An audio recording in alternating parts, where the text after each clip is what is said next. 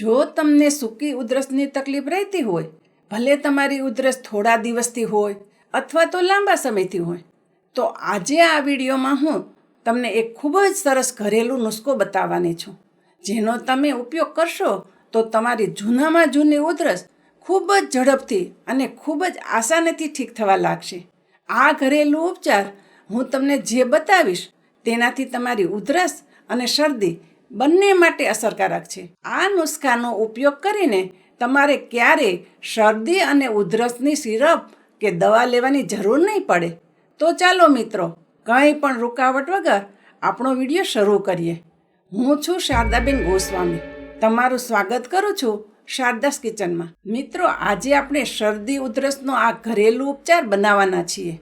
તે તમે મોટી ઉંમરના વ્યક્તિ અને નાના બાળકોને પણ આપી શકો છો. આને બનાવવા માટે આપણે ફક્ત 5 જ વસ્તુની જરૂર પડશે, અને આ 5 વસ્તુઓ લગભગ બધા જ વ્યક્તિના રસોડામાં અવશ્ય હોય છે. સૌથી પહેલાં તમારે જોશે કાળા મરી. કાળા મરીની અંદર એવા તત્વો હોય છે કે તે તમારા છાતીના ભાગમાં જે કફ જામી જાય છે તે કફને પાતળું કરીને તેને શરીરમાંથી બહાર કાઢવાનું કાર્ય કરે છે. તેનાથી તમારી શ્વાસની નળીઓ ચોખ્ખી થઈ જાય છે અને શરીરમાં ઇન્ફેક્શન પણ દૂર થઈ જાય છે, જેના લીધે તમને ઉધરસમાં ઘણી બધી રાહત રહે છે. બીજી વસ્તુ લેવાની છે તે છે સંચળ પાવડર. સંચળ પાવડર બધી જ રીતની શ્વસનની બીમારીઓમાં ખૂબ જ રાહત આપે છે. સંચળ પાવડરથી ઉધરસ પણ દૂર થઈ જાય છે અને કફમાં પણ ઘણી બધી રાહત આપે છે. સંચળ પાવડરથી તમારી શ્વાસની નળીઓ એકદમ રિલેક્સ થઈ જાય છે, કારણ કે જ્યારે તમને જૂની ઉધરસ હોય છે ત્યારે તમારી જે શ્વાસની નળીઓ હોય છે તે થોડી જકડાઈ ગઈ હોય છે. સંચળ પાવડરના લીધે તમને શ્વાસ લેવામાં પણ રાહત મળશે અને તમારી ઉધરસ પણ દૂર થઈ જાય છે. ત્રીજી વસ્તુ જોશે અજમો. અજમો પણ છાતીમાંથી કફને દૂર કરવાનું કાર્ય કરે છે અને શરદી ઉધરસને ઠીક કરવા માટે ખૂબ જ સારી વસ્તુ છે. ચોથી વસ્તુ તમારે જોશે નાની એલચી. એલચીની અંદર અમુક એવી વસ્તુ હોય છે જેનાથી ફેફસામાં ઇન્ફેક્શન દૂર કરવામાં મદદરૂપ થાય છે.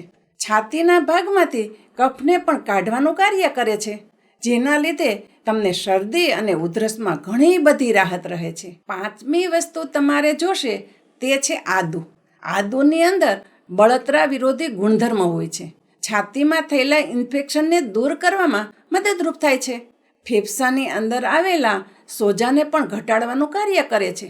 તમારી શ્વસનની નળીઓને ચોખ્ખી કરવામાં મદદરૂપ થાય છે અને સાથે જ કફને શરીરમાંથી દૂર કરવાનું કાર્ય કરે છે, જેના લીધે શરદી, ઉધરસ જેવી શ્વસનની બીમારીઓમાં ઘણી રીતે આદુ તમને મદદરૂપ થાય છે. આ ઘરેલું ઉપચારને બનાવવા માટે તમારે જોશે 5 ચમચી કાળા મરીનો પાવડર, 5 ચમચી સંચળ પાવડર, 1 ચમચી અજમો જોશે, 4 ચમચી તમારે જોશે છીણેલું આદુ અને 5 નાની એલચી લઈ લ્યો અને આ એલચીના અંદરના બીજ કાઢીને રાખી લ્યો. ઉપરનો લીલી છાલનો તમારે અહીં ઉપયોગ કરવાનો નથી. આ 5 વસ્તુને તમે સરખી રીતે મિક્સ કરી લ્યો અને પછી તમે 15 ચમચી જેટલો ગોળ લ્યો. આ ગોળને તમે એક નોનસ્ટિક કડાઈની અંદર નાખો અને સાથે જ તમે તેમાં થોડુંક પાણી નાખી દો, જેના લીધે ગોળ કડાઈમાં ચોટે નહીં, અને તમે ગેસની ધીમી આંચ ઉપર રાખી દો. અને જ્યારે તમારો ગોળ ઓગળી જાય ત્યારે તમારે નાખવાની છે આ બધી વસ્તુઓ. આ ગોળને ઝાઝીવાર પકવવાનો નથી મિત્રો.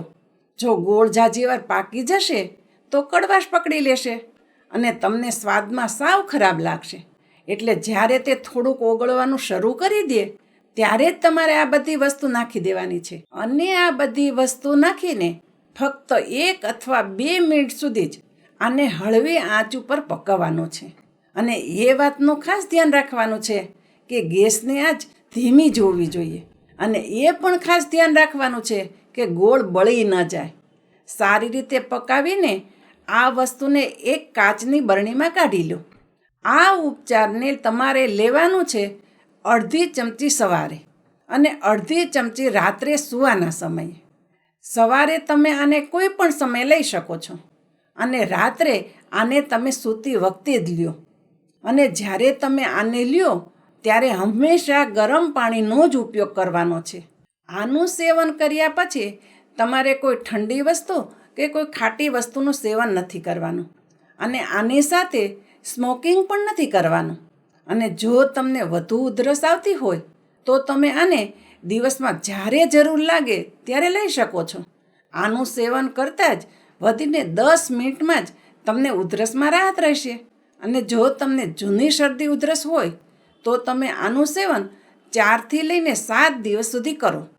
4થી 7 દિવસમાં તમને ઘણી બધી રાહત થઈ જશે તમારી જૂની શરદી અને ઉધરસમાં. અને શરદી ઉધરસ બહુ જ જૂની હોય તો તમે આનો ઉપયોગ 7 દિવસથી વધુ પણ કરી શકો છો. 21 દિવસથી લઈને 1 મહિનો સુધી આનો ઉપયોગ કરી શકો છો. આના લીધે તમને કોઈ પણ જાતનું નુકસાન નહીં થાય. મિત્રો, આ બનેલા મિશ્રણને તમે ઈચ્છો તો તમે બાળકોને પણ આપી શકો છો, પણ 10 વર્ષથી નાના બાળકોને તમારે આ નથી આપવાનું. 10 વર્ષથી 16 વર્ષના બાળકોને જો તમારે આપવું હોય તો અડધી ચમચીની જગ્યાએ 5 ચમચી આપવાની રહેશે. મિત્રો, મને આશા છે આજનો આ વિડીયો તમને જરૂર પસંદ આવ્યો હશે અને મેં બતાવેલો ઘરેલું ઉપચાર તમારી શરદીને દૂર કરવામાં તમારી ઘણી મદદ કરશે. જો આ વિડીયો તમને સારો લાગ્યો હોય તો તેને તમારા પરિવાર અને મિત્રો સાથે શેર કરો અને વિડીયોને લાઈક પણ કરો.